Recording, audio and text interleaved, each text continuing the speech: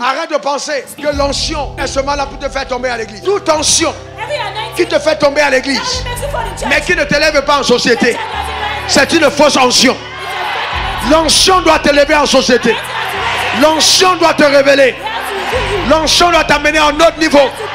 Donne-moi encore ton meilleur amen. Parce que je sens. Non. Beaucoup de fois, ce n'est pas l'onction, c'est l'émotion. Quand on dit, je te vois voyager, amen.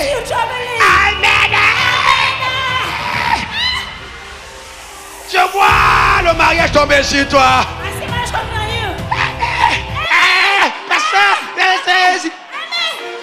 Les gens de ton village se sont mariés sans onction. Ils se sont mariés sans onction.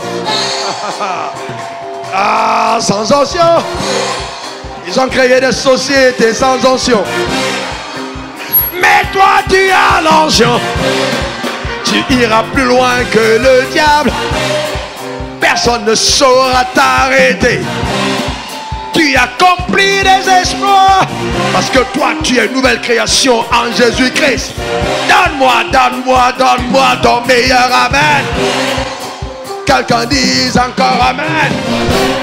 L'heure est arrivée où Dieu veut utiliser des hommes et des femmes pour des exploits. Que ta mentalité s'étire.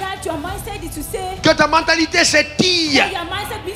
Écoute-moi encore bien. Le diable n'a pas peur d'une église de 100 000 membres qui ne peut pas affecter sa vie. Vous avez 100 000 membres. On prend toutes les lois sans vous consulter. On prend toutes les décisions sans vous consulter. Pour en fait, le diable enverra même les fidèles dans votre église. Parce qu'il sait que quand ils entrent dans vos églises, ils ne sont plus influents dans la société. Donc nos églises deviennent des arches pour empêcher aux hommes de pouvoir impacter leur société. Ils sont cachés dans l'arche. Ils chantent. Ils chantent. Ils dansent. Ils sont nombreux. Ils sont contents. Mais en dehors de l'église, ils ne font rien. Ça, ce n'est pas le plan de Dieu. Ce n'est pas le plan de Dieu. Ton impact doit impacter la société. Il y a des choses que Joseph d'Arimathie peut faire que Pierre ne peut pas faire. Vous demandez le corps de Jésus. Demandez le corps de Jésus. C'est une autre onction. C'est pas seulement la prière. Il y a des dimensions d'accès que l'argent te donne. D'ailleurs, si ta belle famille est toujours fâchée contre toi, ce n'est pas sûr que tu es un mauvais mari. C'est parce que tu es pauvre.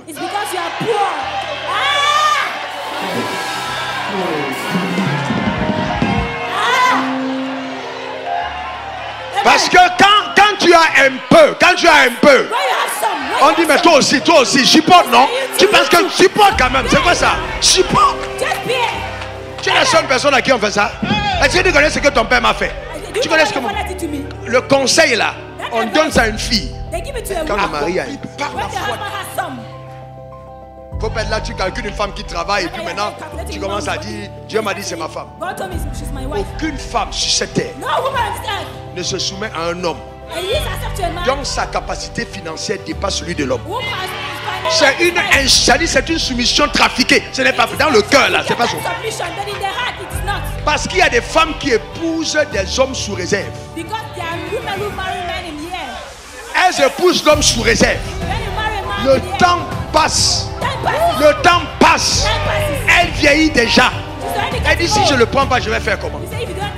Mais dans son cœur là, c'est le roi qu'elle attend. Aucune femme ne veut épouser un esclave. Aucune femme. Aucune femme. Pasteur. Pasteur. Je vous pose une question. Depuis qu'on est pasteur, vous avez déjà une femme qui a dit Dieu m'a montré que l'homme là c'est mon mari. Et puis l'homme là est pauvre. C'est toujours des riches. C'est toujours des riches. C'est toujours des riches.